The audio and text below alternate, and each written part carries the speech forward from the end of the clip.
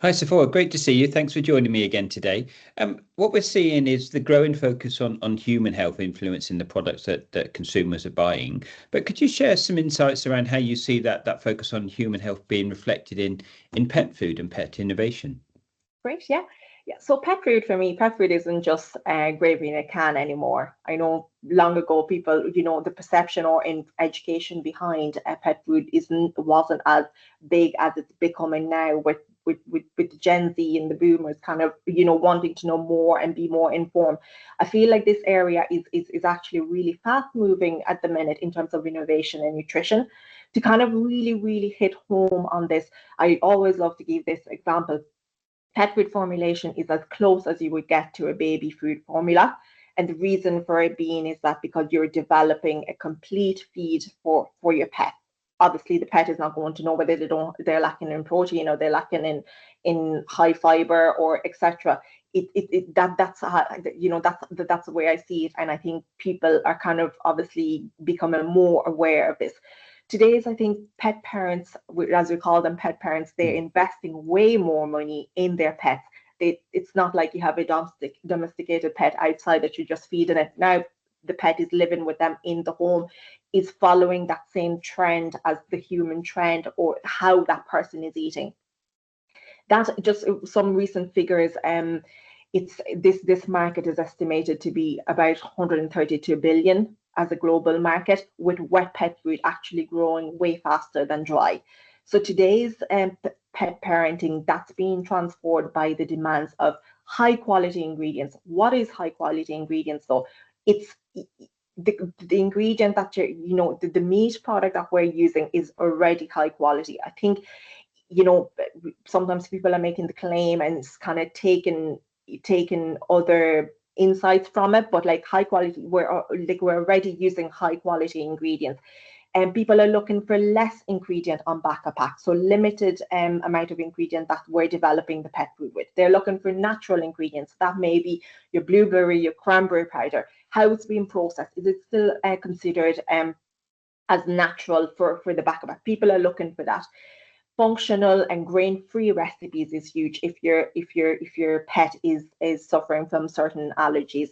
And I think it's really important that same as we discussed on nutrition, the role of nutrition in human food, here as well, people are looking for joint health, healthy skin and coat for their dog or cat, and digestive health. So in fact, I think about 74% of the population now is actually reading the back of pack label. And I do feel there's still a lot of work from a pet food industry needs to be done in a sense of educating these customers. Because as you can see, a quick example I can give is the regulation around pet food. The minimum declaration that you can do of a meat and animal derivatives on your back of pack is 4%.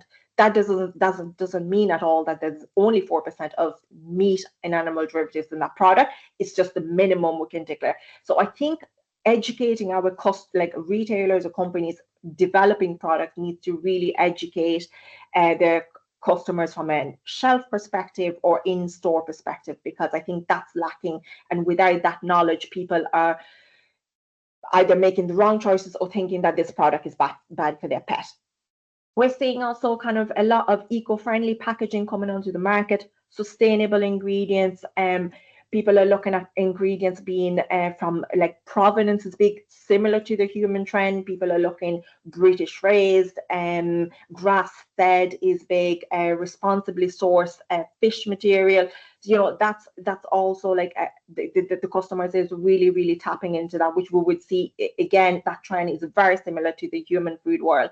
We're also seeing specialist brands, and they're taking it a step further, and they're basically offering more of a personalized meal plan for your pet based on their breed and their age, the health goals of the pet itself.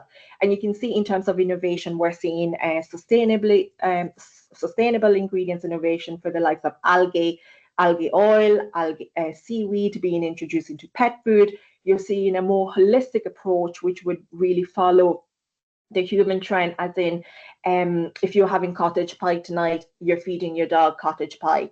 Obviously, a full complete meal in that sense.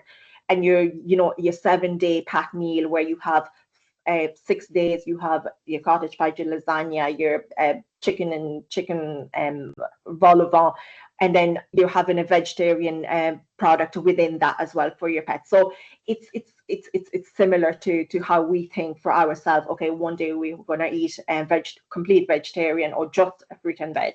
So the bottom line on this is that pet food is no longer considered basic.